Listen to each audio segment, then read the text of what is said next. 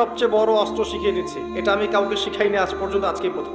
আমি আমার জীবনে দেখেছি এই ওসিলা করে যা চেয়েছি পাইনি এমন কোনোদিনও যায় নাই, আলহামদুলিল্লাহ। যদি আপনার রিজিক হালাল হয়, যদি আপনার আকীদায় শিরিক না থাকে, যদি আপনার আমলে বেদাত না থাকে, ইনশাআল্লাহ পাবেন। এরপরেও দুটা কথা আছে, সেটা হলো যদি দেখেন পান নাই, ইনস্ট্যান্ট পান নাই, মনে করবেন না দোয়া কবুল হয় নাই।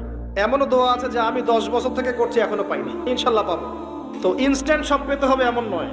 যদি দেখেন পান নাই, তার মানে তিনটা বিষয় ঘটেছে। একটা, বান্দা দোয়া করেছে, সাথে সাথে কবুল করা হয়নি, আপনাকে এটা উপযুক্ত সময় দেয়া হবে ইনশাআল্লাহ। 2 নাম্বার, এই যে আপনি আল্লাহর কাছে চেয়েছেন, এর ওসিলায় আল্লাহ পাক আপনার তাকদীর থেকে কোনো বিপদ আপদ ছড়িয়ে দিয়েছেন।